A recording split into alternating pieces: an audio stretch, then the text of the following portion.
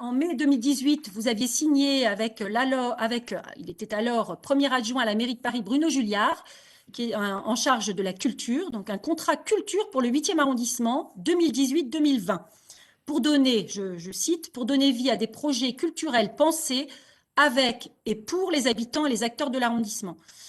Après le rappel des priorités culturelles de la mairie d'arrondissement pour la mandature 2014-2020 et l'indication de ses axes de travail pour la période restante, ce contrat culture pour le 8e 2018-2020 déclinait plusieurs fiches actions opérationnelles. Alors, pardon.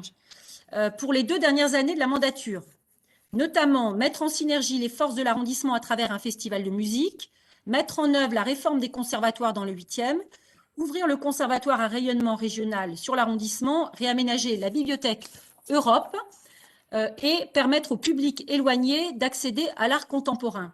Donc ma question est la suivante, pourriez-vous nous communiquer le bilan de ce contrat culture pour le 8e arrondissement 2018-2020 en nous indiquant notamment ce qui a été réalisé et ce qui reste à réaliser, ce qui pourrait être mieux réalisé le cas échéant. Et je tiens à disposition le fameux document que vous nous aviez présenté voilà, qui est comme ça. Le contrat culture signé par Madame le maire en 2018. Voilà, et j'en suis très Merci. fière parce que j'étais la seule maire d'arrondissement d'opposition à avoir signé cette convention avec la mairie de Paris. Donc, je ne veux pas dire que je sois visionnaire, mais la preuve aujourd'hui, vous vous penchez donc sur ce dossier de la culture. Et Jean-Pascal Est va se faire un grand plaisir de vous apporter les réponses. S'il vous plaît, Jean-Pascal Est. Madame le maire, ma chère collègue, madame la conseillère, donc comme vous le savez, notre arrondissement donc, a été l'un des 4 arrondissements parisiens à avoir conclu ce contrat culture avec la mairie de Paris en 2018. Pardon.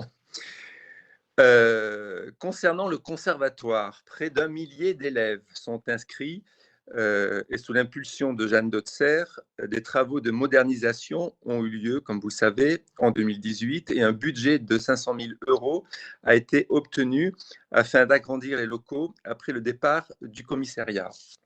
J'ai visité lundi dernier d'ailleurs le conservatoire et je peux vous rapporter ce soir la joie de la nouvelle équipe qui est arrivée en août dernier de voir ces travaux réalisés. Dans une mission d'ailleurs de redynamiser l'établissement, son directeur souhaite rendre plus visible l'action du conservatoire et nous soutiendrons évidemment ces différents projets. Nous allons l'accompagner d'ailleurs prochainement dans cette voie en lui apportant notre soutien, par exemple dans le cadre du festival Camille Saint-Saëns prévu à la fin de l'année. Un atelier de danse donc a été mis aussi en place à Louis de Funès et un partenariat avec la classe Ulysse du collège Octave Gréard a été créé. Le conservatoire à rayonnement régional accueille 1800 élèves et l'ouverture sur l'arrondissement s'intensifie puisqu'il y a 27 élèves en élémentaire de l'école Robert Etienne sont en double cursus, de même que des élèves du collège Octave Gréard ou encore du lycée Racine. Donc, 6 écoles bénéficient du dispositif art pour grandir dans le cadre des activités périscolaires. Les travaux de la bibliothèque Jean d'Ormesson seront lancés à la fin de l'année 2021 avec la bibliothèque Courcelles. Ce sont plus de 130 000 prêts de livres qui sont réalisés chaque année. Quant au festival de musique, qui n'a pu être mis en place en raison des manifestations de Gilets jaunes dans l'arrondissement depuis 2018 et ensuite avec la pandémie. Enfin, la valorisation de notre patrimoine dans notre arrondissement se poursuit, comme le démontre la double page du dernier numéro du journal du 8e consacré aux opérations à venir dans les églises et sur les statues dans l'espace public de notre arrondissement.